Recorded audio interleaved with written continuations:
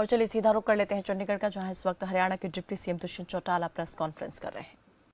जिसने aviation innovation पे काम किया है और हरियाणा प्रदेश ने हमारी aerospace and defence production policy 2022 को कैबिनेट की अनुमति मिली है, जिसके अंदर एरोस्पेस रिलेटेड और डिफेंस मैन्युफैक्चरिंग रिलेटेड इंफ्रास्ट्रक्चर को खास तौर पर बढ़ावा दिया जाएगा। आज के दिन लगभग 3% हमारे जीडीपी का डिफेंस प्रिक्योरमेंट में खर्च होता है और आज भी डिफेंस के हमारे जितने कह दीजिए इम्पोर्टेंट पार्ट्स हैं, चाहे प्लेन्स के हों, चाहे मिलिट्री इक्विपमेंट के, चाहे नेवी के हों, वो इंपोर्ट होते हैं।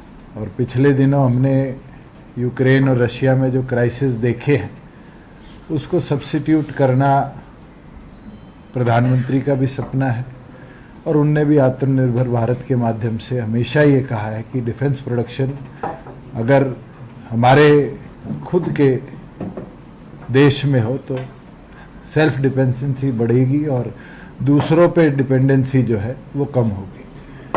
और उसके उपरांत एक बड़ा कदम हरियाणा ने उठाया है, खास तौर पर जो हमारे 5 एयर स्ट्रिप्स हैं, पिंजौर का, करनाल का, नारनौल का और भिवानी का, इसके 10 किलोमीटर के दायरे के अंदर अगर कोई प्रोडक्शन करता है तो 5% उसका कैपिटल कॉस्ट का सरकार रीइंबर्स करेगी, जो कि 10 करोड़ तक की वैल्यू का होगा। और उसके साथ हिसार एविएशन हब के पास कोई प्रोडक्शन करता है तो 25 किलोमीटर तक हम 20 करोड़ तक की 5% की कैपिटल का उसको स्टेट से वापस रिफंड करने का काम करेंगे।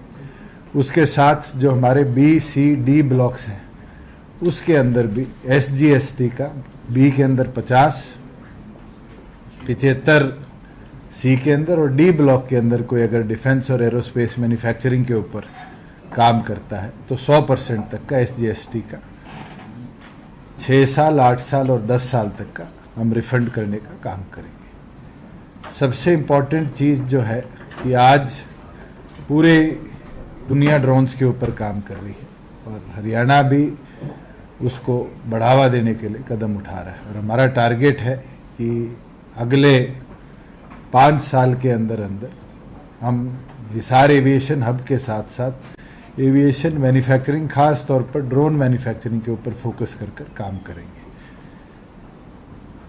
इस पॉलिसी से मेरा अनुमान है कि हम अगर सक्सेसफुली हिसार एयरफोर्स जो हमारा एयरपोर्ट है उसके साथ इसको लिंक कर पाए तो हम सब्स्टिट्यूट कर पाएंगे इंपोर्ट्स अप टू $1 बिलियन और एक बहुत बड़ी इसको हम अचीवमेंट मानेंगे कि हमने इंटरनेशनली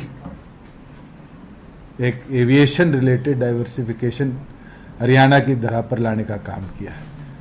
हमारा जो एयरपोर्ट का काम है वो लगभग मिड स्टेज में है, रनवे कंप्लीट होने की कगार पे है, जो नाइट लैंडिंग इक्विपमेंट्स हैं वो इन प्लेस है और जल्द उसका भी कार्य संपन्न हो जाएगा। और मेरा मानना है कि जो हमने टारगेट डेट ली थी इस अंत से पहले उसको पूरी तौर पर इस वर्ष के अंत तक एक्टिवेट करने की, उसको हम अचीव कर पाएंगे। और ये जो पॉलिसी है ये एक बहुत बड़ा थ्रस्ट एविएशन सेक्टर को हरियाणा में देने का काम करेगी। लगभग 25 एकड़ का गुड़गांव के अंदर हमने प्रपोजल गवर्नमेंट ऑफ इंडिया को भी भेज दिया है कि हम 25 एकड़ के अंदर इंडिया का सबसे बड़ा हेली हब गुड़गांव का जो हमारे द्वारका एक्सप्रेसवे है उसके ऊपर बनाएंगे, जिससे जो लोकल कनेक्टिविटी वाया हेलीकॉप्टर है नॉर्थ इंडिया की वो बेहतर हो, चाहे वो हमारे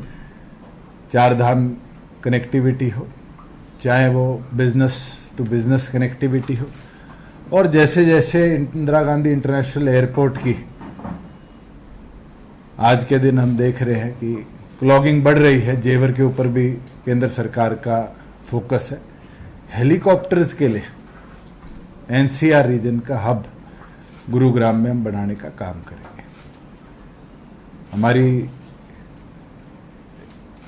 जो पॉलिसी है इसका थ्रस्ट सेक्टर हमारी पांचों की पांचों एयर स्ट्रिप्स जो स्टेट ओन्ड है वो रहेगा, और मेन जो कार्य रहेगा वो ऑल्टरनेट प्रोडक्शन जो है मेक इन इंडिया के तहत उसके ऊपर हम काम करेंगे। साथ में मैं टच करना चाहूँगा, प्रिक्योरमेंट प्रदेश भर में चल रही है, बड़ी सक्सेसफुल प्रिक्योरमेंट सीजन रहा है। लगभग जितना अनाज हमारी मंडियों में आया 100% लिफ्टिंग आज के दिन हो चुकी है, और गोदाउन भी और एफसीआई के रैक्स के माध्यम से दूसरे प्रदेशों के भंडारणों में भी उनको ट्रांसपोर्ट कर दिया गया है। पिछले साल के कंपैरेटिव प्रोडक्शन में कमी आई है, और जो प्रिक्योरमेंट हुई है वो लगभग पिछले साल से अगर कंपेयर करूं तो 50% के बराबर है। इसके अंदर फार्मर्स ने होल्ड भी किया है, दूसरे प्रदेशों से जो अनाज आता था वो भी इस बार नहीं आया, और तीसरी चीज कि इस बार जो वीट की क्वांटिटी, झाड़ जिसको बोलते हैं, वो भी कम आया है। मगर लगभग 7330 करोड़ रुपया किसान के खाते में हमने डिपॉजिट कर दिया है, जो कि 99.5% ऑफ टोटल प्रिक्योरमेंट है। 8 करोड़ रुपया ऐसा है 268 किसानों का जो बाउंस बैक कर दिया गया है। मैं आपके माध्यम से भी बताना चाहूँगा कि अगर किसी को दिक्कत आई है तो मंडियों में आज के दिन भी ऑफिसर्स तैनात हैं जो अकाउंट रीवेरीफाई कर पेमेंट को प्रोसेस कर सकते हैं। ये फैसला हमने लिया है कि प्रिक्योरमेंट जो है, क्योंकि अब मंडियों में अनाज नहीं आ रहा और 15 मई तक गवर्नमेंट ऑफ इंडिया ने प्रिक्योरमेंट की हमें परमिशन दे रखी है, हम 10 तारीख से, परसों से फेज आउट करना शुरू करेंगे। जितने हमारे प्रिक्योरमेंट सेंटर्स चल रहे हैं उसको धीरे धीरे 5 दिनों के अंदर हम शट डाउन करेंगे, और जो हमारी बड़ी मंडियां हैं, जो हमारी प्राथमिक मंडियां हैं, उनको हम 15 तारीख तक पूरी तौर पर एक्टिव रखने का काम करेंगे। एक खुशी की बात है कि इस बार मस्टर्ड पिछले साल से 1.5 लाख हेक्टेयर में ज़्यादा उगाई गई थी। मगर इंटरेस्टिंग चीज़ है कि मंडी के अंदर सिर्फ 8 किसान सरसों को लेकर आए, और 8 किसानों की सरसों का हमने ऑक्शन किया, और एमएसपी से ज़्यादा ही मार्केट के अंदर उसके भी बायर थे। तो सरकार को एक दाना भी एमएसपी पे आज के दिन सरसों का नहीं खरीदना पड़ा। प्राइवेट के अंदर 1500 से 2000 रुपये एमएसपी से ऊपर हमारी सरसों बिकी है। जहाँ पर दालों की बात आई है, दालें भी इस बार हमारी डेजिग्नेटेड 24 मंडियों में हमने प्रिक्योरमेंट खोली थी, वहाँ भी किसी प्रकार की भी दाल का आना नहीं हुआ। और जो हमारी क्रॉप्स थी उसके अंदर भी व्यवस्था बनी रही। मंडियों में क्रॉप्स जरूर आई, मगर प्राइवेट बायर्स ने उसको भी टाइम अनुसार खरीदने का काम किया। जहाँ बात जीएसटी कलेक्शन की है, पिछले दिनों गवर्नमेंट ऑफ इंडिया ने डाटा भी निकाला है, और हरियाणा 5वें नंबर पर देश में रहा है जिसने जीएसटी कलेक्शन में एक इंक्रीज रिकॉर्ड दिखाया है। पिछले वर्ष के कंपैरेटिव इस साल हमारे पास लगभग 16% की वृद्धि हुई है। पिछले वर्ष 30,507 करोड़ रुपया स्टेट में जीएसटी कलेक्शन था, और इस वित्त वर्ष के अंदर 35,390 करोड़ रुपए के आसपास हमारा कलेक्शन हुआ है। मगर जो पॉजिटिव चीज़ देखने वाली है तो टोटल कनेक्शन हुआ है, जिसमें आईजीएसटी भी जाएगा, जो दूसरे प्रदेशों के अंदर प्रोड्यूस होकर चीज़ें गई है उसका रिफंड है। मगर जो हरियाणा का एसजीएसटी कलेक्शन है, जो हमारे स्टेट के खाते में पैसा रहता है, वो पिछले वर्ष 11,959 करोड़ था, और इस वित्त वर्ष के अंदर 15,115 करोड़ रुपया वो जीएसटी कलेक्शन है। और मैं ये मानता हूँ कि जो कलेक्शन है ये डायरेक्टली स्टेट को बेनिफिट करता है। इसके अंदर हमने बहुत ऐतिहासिक कदम उठाए। हमने स्पेशल टीम्स जीएसटी की चोरी के लिए कॉन्स्टिट्यूट करी। हमारे एक एडिशनल ईटीसी की अध्यक्षता के अंदर हमने 12 से 15 अधिकारी नियुक्त किए जो स्पेशली इसको मॉनिटर करते थे। प्लस एक बेनिफिट ये हुआ है कि पहले हरियाणा मॉड्यूल 1 प्रदेश था, हमने उसको चेंज कर मॉड्यूल 2 पे शिफ्ट किया और उससे जो एक डिले आता था केंद्र से डाटा रिसीव होने का लगभग 14 दिन का, वो डिले रियल टाइम में कन्वर्ट हुआ। अगर आज हमें कोई डाटा किसी भी प्राइवेट फर्म का जो दूसरे प्रदेशों में है उससे कंपेयर करें तो हमें जल्दी उपलब्ध भी हो जाता है। प्लस हमने लगभग 30 करोड़ की लागत से जितने हमारे जो जीएसटी के ऑफिसेज थे प्रदेश भर में उन सबको अपग्रेड किया। वहाँ इंटरनेट बैंडविड्थ बढ़ाई, वहाँ पर जो कंप्यूटर्स थे उनको अपग्रेड करने का काम किया। नया जो हमारा आर्टिफिशियल इंटेलिजेंस टूल्स जो गवर्नमेंट ऑफ इंडिया के अवेलेबल थे उनको अडॉप्ट किया और धीरे धीरे कर स्कैनिंग कर जो लोग टैक्सेशन के अंदर कहीं वॉयलेशन करते थे उनको पकड़ा और ये जो मात्रा बढ़ी है ये उसका नतीजा है। और लगभग अगर हम ओवरऑल कलेक्शन आज 35,000 करोड़ पे पहुंचे तो हमारा टारगेट है कि अगले वित्त वर्ष के अंदर हम इसको 40,000 करोड़ तक ले जाने का काम करेंगे, जिससे जो इस साल हमें उम्मीद तो नहीं है, हम भी केंद्र से चर्चा में है कि जीएसटी कॉम्पनसेशन जो है उसको और 3 साल की वृद्धि दी जाए।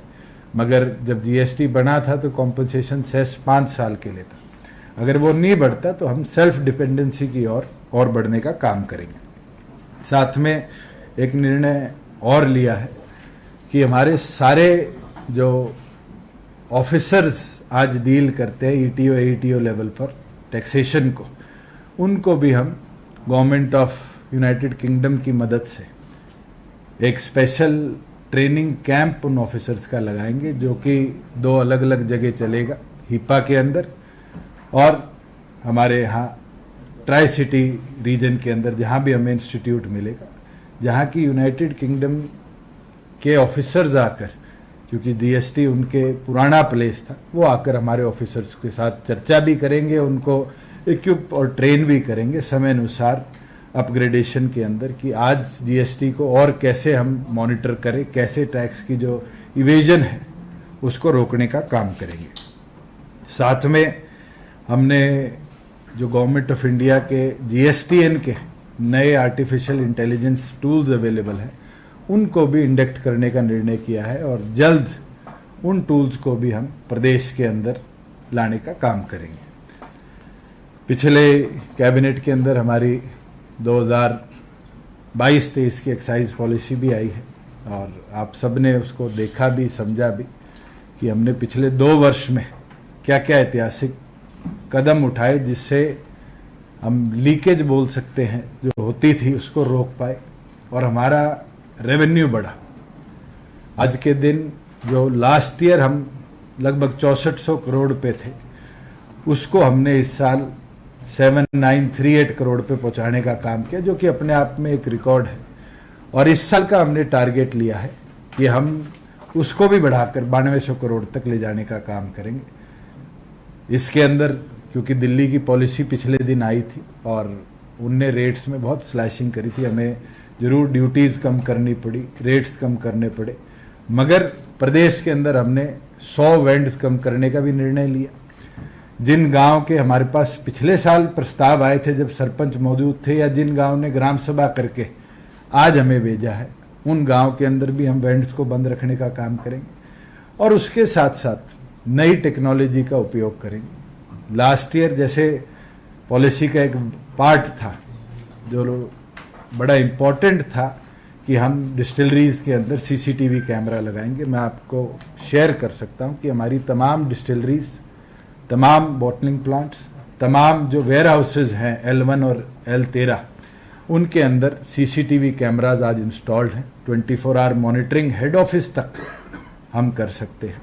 साथ में जो फ्लो चेन होती थी उसमें अब फ्लो मीटर लगाए जाएंगे जिसमें हमें, जो मेरा अनुमान है, 98% तक एक्यूरेसी प्रोडक्शन टू बॉटलिंग तक की रिकॉर्ड हम कर पाएंगे। इस बार 2 नई चीज जो हमने लास्ट पॉलिसी में रखा था उसको इम्प्लीमेंट हम कर देंगे। पहली चीज QR कोडिंग के साथ track and trace from the point of origin to point of sale, हमारे पास एक एक चीज मॉनिटरिंग में रहेगी। हमारे जितने वेंड्स होंगे प्रदेश के अंदर उनके अंदर QR रीडर्स, POS सिस्टम हम लगवाने का काम करेंगे और उनको भी CCTV मॉनिटर करवाने का काम करेंगे।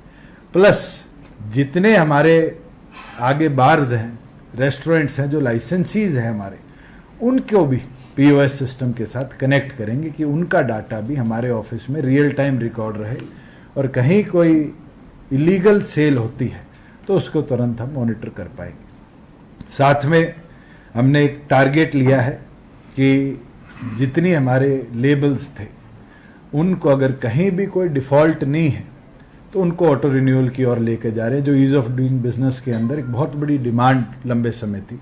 उसके साथ अगर कोई भी लेबल इलीगली सेल करता पकड़ा जाता है, नकली होलोग्राम और QR के साथ पकड़ा जाता है और प्रूव हो जाता है, तो आगे से उस ब्रांड के लेबल अप्रूवल प्रदेश में पूरी तौर पर बंद कर देंगे कि वो ब्रांड्स हमारे प्रदेश में, क्योंकि इलीगल सप्लाई में पकड़े गए हैं, फिर आने वाले भविष्य के अंदर वो सेल ना हो पाए। साथ में एक निर्णय और जो मैं आपके साथ शेयर करना चाहूँगा कि हमारे पटवार खानों की ओर पिछले 1.5-2 दशक में कभी ध्यान नहीं दिया गया, क्योंकि पटवारी मॉडर्नाइज हो रहे हैं और पीछे भी गवर्नमेंट की ओर से डिजिटलाइजेशन की ओर कदम उठाया गया। इस बार ये निर्णय लिया गया है कि सारे पटवार खानों को अपग्रेड किया जाएगा, सारी तहसीलों को अपग्रेड किया जाएगा और मेरा ये प्रयास रहेगा कि इस वर्ष के अंदर, जैसे हमने नंबरदारों को मोबाइल फोन्स के साथ इक्विप करने का निर्णय लिया है, पटवारियों को भी हम आने वाले समय में डिजिटलाइजेशन की ओर इक्विप करेंगे।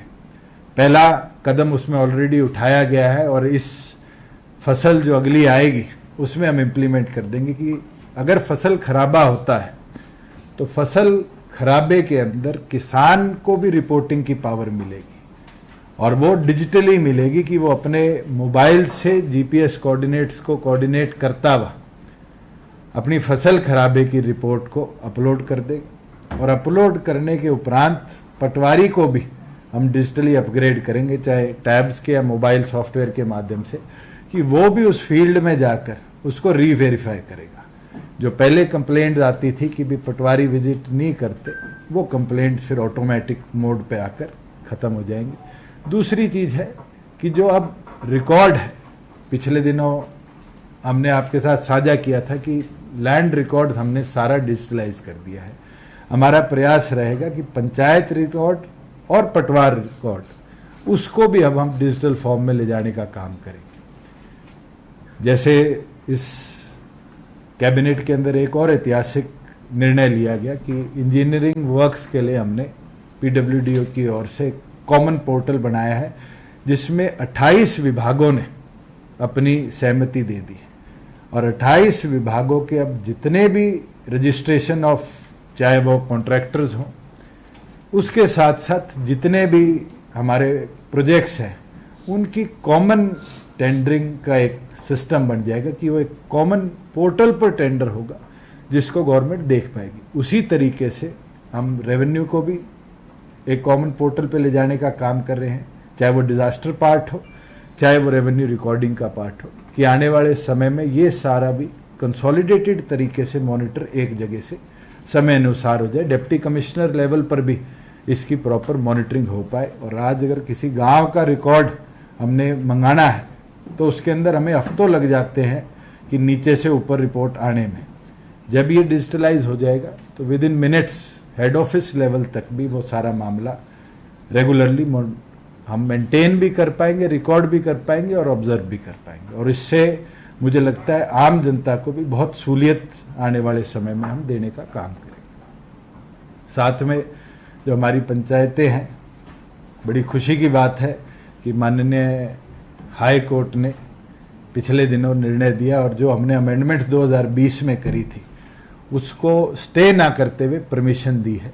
अब क्योंकि कई जगह ड्रॉ ऑफ लॉट्स पेंडिंग थे, जैसे ही वो आ जाते हैं, जैसे म्यूनसिपल कमेटी और काउंसिल्स के चुनाव के लिए सरकार ने सिफारिश कर रखी। पंचायत चुनाव की सिफारिश को भी हम स्टेट इलेक्शन कमीशन के माध्यम से आगे बढ़ाने का काम करेंगे कि अगले महीनों के अंदर प्रदेश में म्युनिसिपल कमेटी, काउंसिल और जिला परिषद, ब्लॉक समिति और पंचायतों के चुनाव प्रॉपरली हम कंडक्ट करवा पाए। कब कर रहे हैं सिफारिश? हमारी ओर से जो डिप्टी कमिश्नर्स ने बीसी के, महिला के कई जगह जो पेंडिंग थे या कई जगह अपील्स में केसेस थे, उनको डिस्पोज करने की ऑलरेडी आदेश दे दी गए। जैसे उनकी रिपोर्ट आ जाएगी उसके साथ साथ ही उस सिफारिश को भी सरकार भेजने का काम करेगी। अब कोई आपके सवाल? ये जो आपने जो लीकर के जो वेंट्स थे, तो वो मेन वेंट के साथ एक सब वेंट दे रहे थे पहले आप, अब वो खत्म कर दिया? नहीं, इस बार ये चेंज हुआ है कि अर्बन एरियाज में सब वेंट्स परमिसिबल नहीं है, क्योंकि हमने जोन साइज 4 वेंट्स का बनाया है। तो उसको देखते हुए, क्योंकि हमारे ये विश्वास है कि आज के दिन अर्बन एरियाज में वेंट्स की जो तादाद है वो बहुत है और उसको कम करने के लिए उचित कदम हम उठाएं। तो ये 100 तो वैसे ही कम हो गए जब आपने सब वेंट बंद ही कर दी, पॉलिसी हो तो उसको वैसे नहीं, पिछली बार भी जो हमारे नंबर ऑफ सब वेंट्स थे वो अर्बन एरियाज में 0 थे, मगर वो पॉलिसी का एक पार्ट था कि परमिसिबल थे अगर कोई चाहता। हमने उसको इस बार पूरी तौर पर बंद कर दिया है, सिर्फ हम रेगुलर वेंट्स की ओर ही काम करें। एक ये जो इम्प्रेशन आया कि सस्ती होगी शराब, ये शराब सस्ती हुई क्या? जो हमारी इंपोर्ट ड्यूटी और एक्सपोर्ट ड्यूटी लगती थी उसको रिड्यूस हमने किया है प्रोराटा बेसिस। हो गया बीएल के हिसाब से किया, 5-7 रुपये से 2 रुपये कर दिया। उसका लोगों को क्या बेनिफिट, लोगों को क्या वो तो सस्ती मिलेगी? वेल इंप्रेशन ये जरा कि हरियाणा में शराब सस्ती होगी। नहीं, आपने दिल्ली में देखा होगा, विपक्ष ने भी दिल्ली की जो पॉलिसी आई थी उसके अंदर जो कॉस्ट रेशो थी बहुत बड़ी मात्रा में डिक्रीज हुई और दिल्ली ने तो ऐसी हालत कर दी, मैं तो शौक में था कि 1:1 रेशो में भी काम चल गया, बाय 1 गेट 1 फ्री, जो कभी सोच नहीं सकते थे।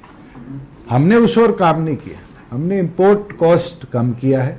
जो IFL थी उसका पहले जो बेसिक कोटा था वो 3,20,000 केसेस का था, उसको बढ़ा के 10 लाख केसेस किया है कि हमारी मॉनिटरिंग भी ज़्यादा रहे। प्लस एक चीज़ जरूर करी है, पहले कस्टम वेयर हाउसेज जो गवर्नमेंट ऑफ इंडिया के थे उससे जो भी सामान निकलता था उसका कोई डाटा स्टेट के पास नहीं आता था। इस पॉलिसी में हमने मैंडेट कर दिया है कि कोई भी कस्टम वेयर हाउस से माल निकलेगा, कस्टम्स की ओर से भी हमें इंटीमेसी दी जाएगी, प्लस जो परमिट्स हैं उसकी कॉपी भी हमें उपलब्ध होगी। उसके साथ साथ ट्रांजिट के ऊपर भी हमने मॉनिटरिंग बढ़ाई है।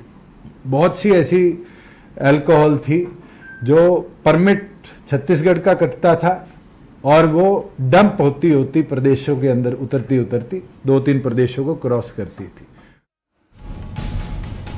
डिप्टी सीएम दुष्यंत चौटाला ने प्रेस कॉन्फ्रेंस के दौरान सरकार की तरफ से जो अगले कदम उठाए जाने हैं उनको लेकर बातचीत की। जीएसटी नीति को लेकर बात की, जीएसटी कलेक्शन अपग्रेडेशन को लेकर बात उन्होंने की, आबकारी नीति पर बात की, साथ ही यहाँ पर पंचायतों और पटवारियों और तहसील कार्यालयों को लेकर किस तरीके से आगे सरकार डिजिटलाइजेशन की ओर कदम बढ़ा रही है, इस पर भी उन्होंने बातचीत की।